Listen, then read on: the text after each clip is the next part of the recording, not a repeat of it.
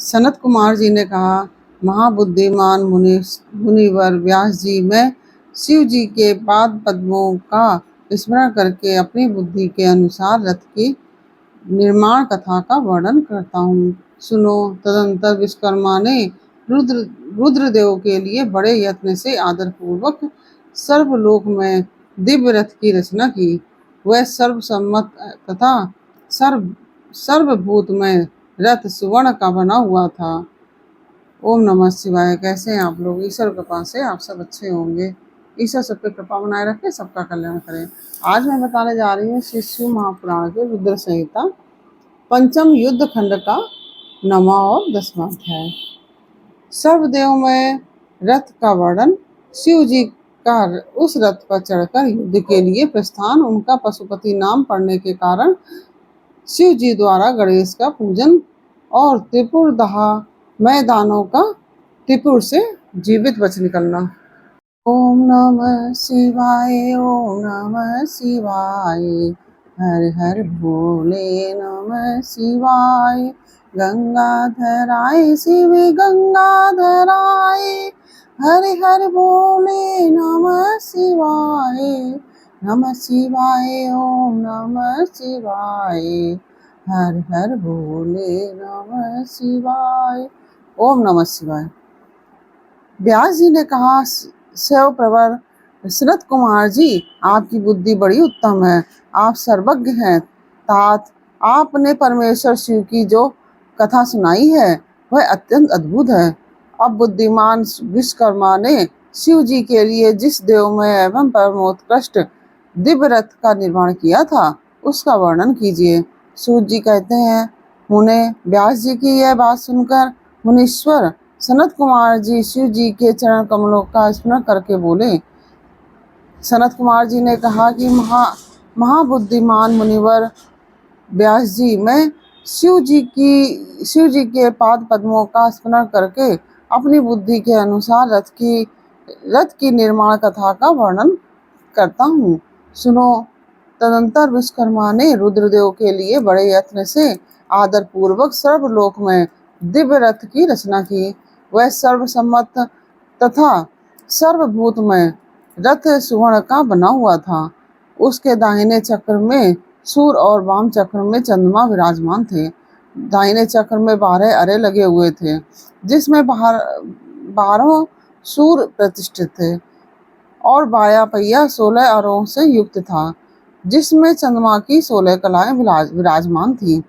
उत्तम व्रतों का पालन करने वाले विपेंद्र, अश्वनी आदि सभी 27 नक्षत्र भी उस वाम चक्र की ही शोभा बढ़ा रहे थे। विप्रश्रेष्ठ 6 ऋतुएं उन दोनों पहियों की नेमी बनी। अंतरिक्ष रथ का अग्रभाग हुआ और मंदराचल ने रथ की बैठक का स्थान ग्रहण किया। उदयाचल और अस्ताचल ये दोनों उस रथ के कुबर हुए। महामेरु अधिष्ठान हुआ और शाखा पर्वत उसके आश्रय स्थान हुए। संवत्सर उस रथ का वेग, उत्तरायण और दक्षिणायन दोनों लोह धारक, मुहूर्त बंधुर रस्सा कलाएं उसकी कीले हुई। काष्ठाएं उसकी घोड़ा नाश का रूप अग्रभाग यानी कि क्षण अक्ष दंड, निमेष अनुकर्ष नीचे का काष्ठ यानी कि, और लव ईसा दंड हुए। धूलोक इस रथ का वरूथ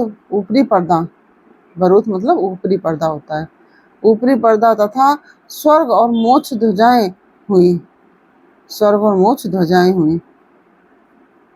अभ्रमु ऐरावत की पत्नी जो है अभ्रमु और कामधेनु जुए के अंतिम छोर तक स्थित हुए। अव्यक्त प्रकृति इसका ईसा दंड, बुद्धि, नडवल, अहंकार, कोना और पंच महाभूत उसका बल थे। मुनि श्रेष्ठ इंद्रियां उसके चारों ओर से विभूषित कर रही थी और श्रद्धा उस रथ की चाल थी। उस समय वेदों के 6 अंग ही उस भूषण और पुराण, न्याय, मीमांसा तथा धर्मशास्त्र उपभूषण हुए। संपूर्ण शुभ लक्षणों से युक्त बल संपन्न श्रेष्ठ मंत्र घंटा के स्थापन हुए और वर्ण तथा आश्रम उसके पाद बने। सहस्त्र फणों से सुशोभित शेषनाग बंधन रज्जु हुए और दिशाएं तथा उपदिशाएं उसके पाद बनी। पुष्कर आदि तीर्थों ने रत्न जटित स्वर्णमय पताकाओं का स्थान ग्रहण किया और चारों समुद्र उस रथ के आच्छादन वस्त्र बने। गंगा आदि सभी श्रेष्ठ सरिताओं ने सुंदरी स्त्रियों के रूप धारण किया और समस्त आभूषणों से विभूषित हो हाथ में चंवर ले यत्र तत्र स्थित होकर वे रथ की शोभा बढ़ाने लगी। आभय आदि सातों वायुओं ने स्वर्ण में उत्तम सोपान का काम संभाला। लोकालोक पर्वत उसके चारों ओर का उपसोपान और मानस आदि सरोवर उसके सुंदर बाहरी विषम स्थान हुए। सारे वर्षाचल उसके चारों ओर के पास बने और नीचे के लोकों के निवासी उस रथ का तलभाग हुए। देवादिदेव भगवान ब्रह्मा लगाम पकड़ने वाले सारथी हुए और ब्रह्मदेवत्व ओमकार उन ब्रह्मदेव का चाबुक हुआ। आकार ने विशाल छत्र का रूप धारण किया। मंदराचल पाशभाग का दंड हुआ। शैलराज हिमालय धनुष और स्वयं नागराज शेष उसकी प्रत्यंचा बने। श्रुति रूपिणी सरस्वती देवी उस धनुष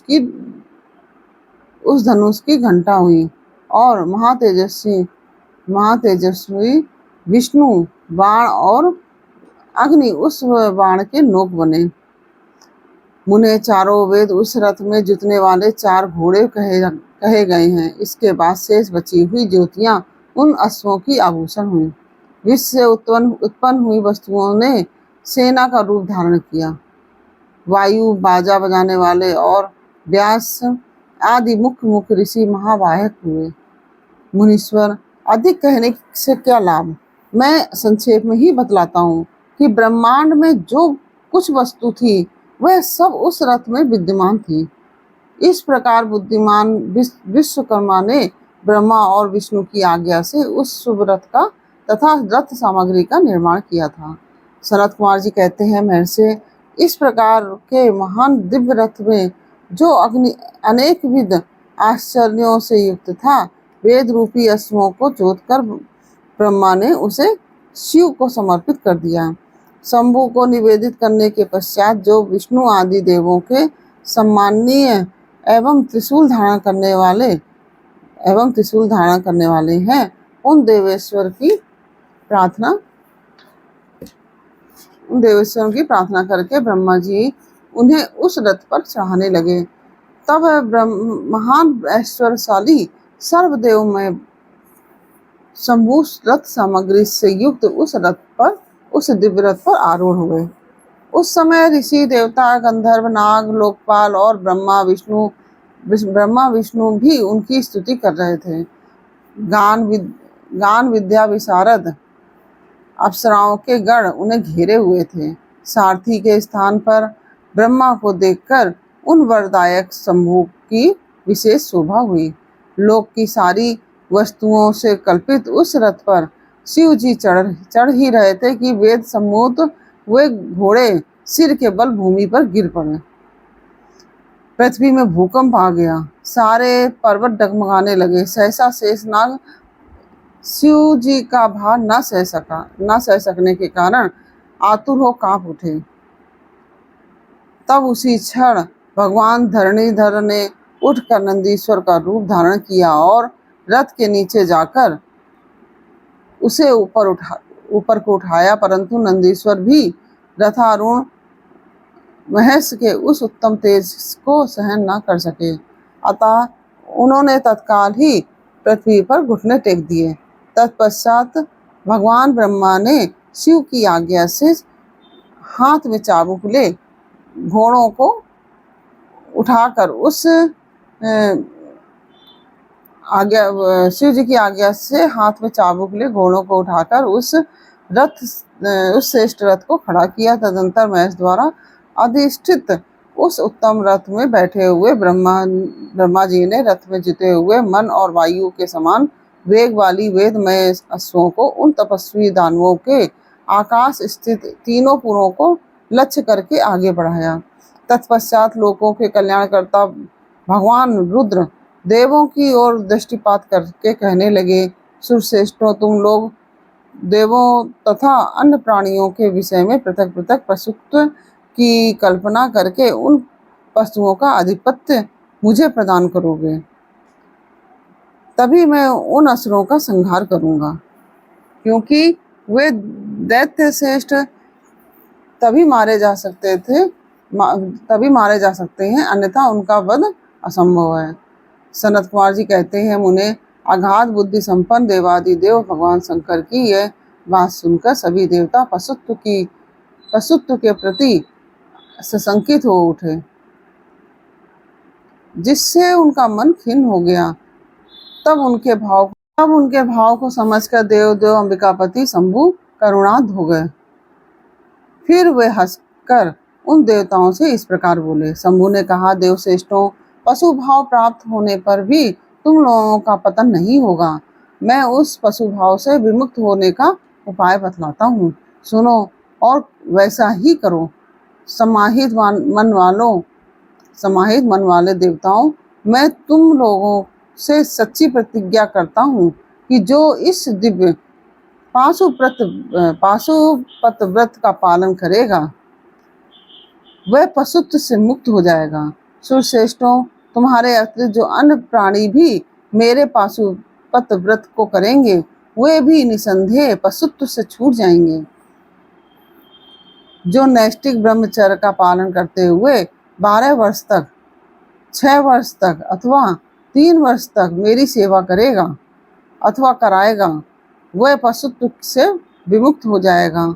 इसलिए श्रेष्ठ देवताओं, तुम लोग भी जब इस परमोत्कृष्ट दिव्य व्रत का पालन करोगे तो उसी समय पशुत्व से मुक्त हो जाओगे, इसमें कुछ भी संशय नहीं है। सनत कुमार जी कहते हैं, परमात्मा महेश्वर का वचन सुनकर विष्णु और ब्रह्मा आदि देवताओं ने कहा, तथेति, बहुत अच्छा, ऐसा ही होगा। इसलिए बड़े बड़े देवता और असुर भगवान शंकर के पशु बने और पशुत्व रूपी पास से विमुक्त करने वाले रुद्र पशुपति हुए। तभी से महेश्वर का पशुपति नाम विश्व में विख्यात हो गया। भगवान जब पशुपति बने हैं तभी से उनका नाम पशुपति के नाम से विख्यात हुआ। यह नाम समस्त लोकों में कल्याण प्रदान करने वाला है।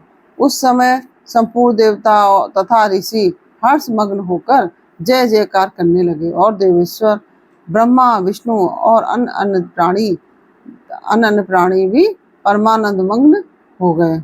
उस अवसर पर महात्मा शिव का जैसा रूप प्रकट हुआ था उसका वर्णन सैकड़ों वर्षों में भी नहीं हो सकता।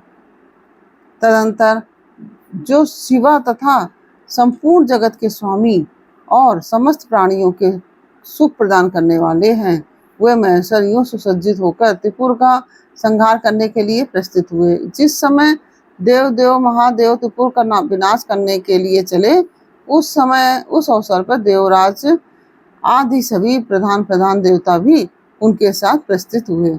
पर्वत के समान विशालकाय उन सुरेश्वरों का मन प्रसन्न था। वे सूर्य के समान प्रकाशित हो रहे थे। वे सभी हाथों में हल, साल, मुसल, पुसुंडी और नाना प्रकार के पर्वत जैसे विशाल आयुधों को धारण करके हाथी, घोड़े, सिंह, रथ और बैलों पर सवार हो चल रहे थे। उस समय जिनके शरीर परम प्रकाशमान थे और मन महान उत्साह से संपन्न थे तथा जो नाना प्रकार के अस्त्र शस्त्रों से सुसज्जित थे, वे इंद्र, ब्रह्मा और विष्णु आदि देव शंभु की जय जयकार बोलते हुए महेश्वर के आगे आगे चले। सभी दंडी एवं जटाधारी मुनि हर्ष मनाने लगे और आकाशचारी सिद्ध तथा चारण पुष्पों की वृष्टि करने लगे। विपेंद्र त्रिपुर की यात्रा करते समय जितने गणेश्वर शिव जी के साथ थे उनकी गणना करके कौन पार पा सकता है। तथापि मैं कुछ का वर्णन करता हूँ। योगिन समस्त गणादियों में श्रेष्ठ भृंगी गणेश्वरों तथा देवगणों से घिरकर विमान पर आरूढ़ हो महेंद्र की भांति त्रिपुर का विनाश करने के लिए चले। उनके साथ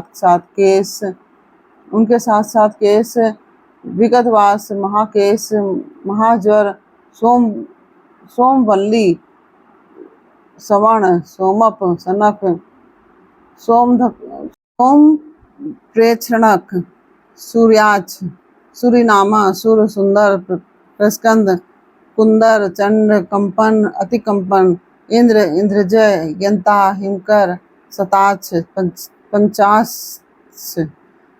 सहस्त्राक्ष महोदर सतीजऊ सतास्य रंक कर्पूर पूतन त्रिशिख अहंकार कारक अजवक्त्र अष्टवक्त्र हैवक्त्र अर्धवक्त्र आदि बहुत से अपरमेय बलशाली वीर गणाध्यक्ष लक्षण की परवाह न करते हुए महेश्वर को घेर कर चल रहे थे। व्यास जी तदंतर महादेव शंभु संपूर्ण सामग्रियों सहित उस रथ पर स्थित हो उन सुरद्रोहियों के तीनों पुरों को पूर्णतया दग्ध करने के लिए उद्यत हुए।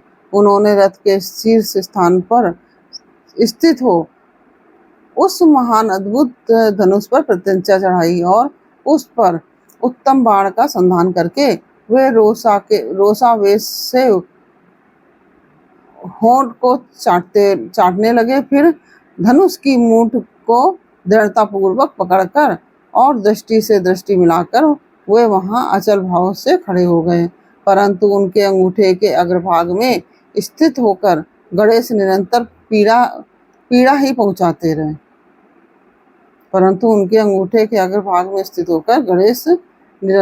ही पहुंचाते रहे। जिससे वे तीनों पुर त्रिशूलधारी शंकर का लक्ष्य नहीं बन सके।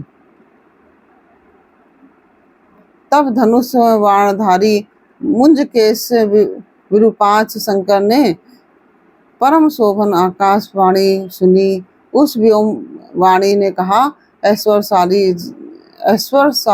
जगदीश्वर, जब तक आप इन गणेश की अर्चना नहीं कर लेंगे तब तक इन तीनों पुरों का संहार नहीं कर सकेंगे। तब ऐसी बात सुनकर अंधकासुर के नियंता भगवान शिव ने भद्रकाली को बुलाकर गजानन का पूजन किया। जब हर्षपूर्वक विधि विधान सहित अग्रभाग में स्थित उन विनायक की पूजा की गई तब वे प्रसन्न हो गए। फिर तो भगवान शंकर को उन तारक पुत्र महामनस्वी दैत्यों के तीनों नगर यथोक्त रूप से आकाश में स्थित दिख पड़े।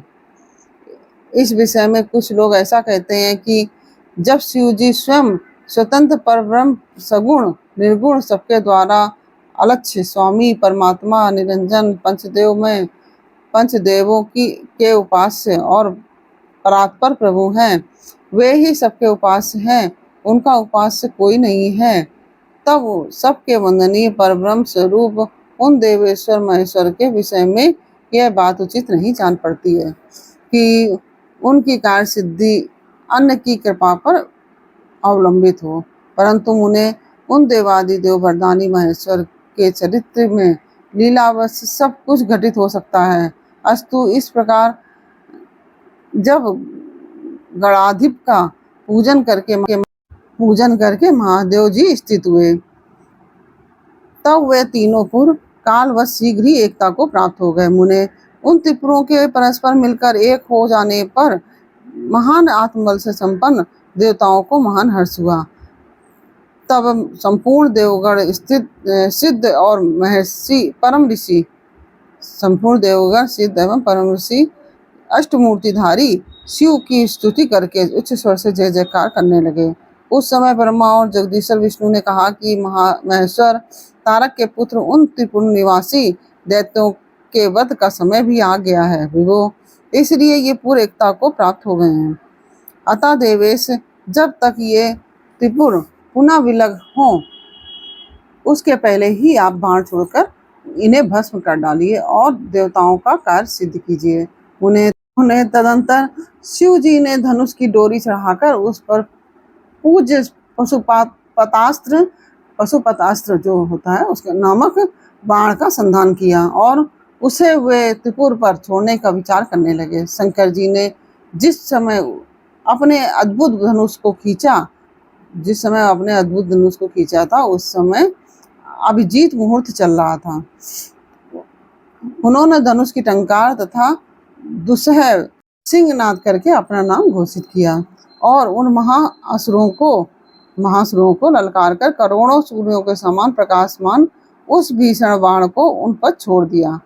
तब जिसके नोक पर अग्निदेव प्रतिष्ठित थे और जो विशेष रूप से पाप का विनाशक तथा विष्णुमय था, उस महान जाज्वल्यमान शीर्घगामी बाण ने उन त्रिपुर निवासी दैत्यों को दग्ध कर दिया।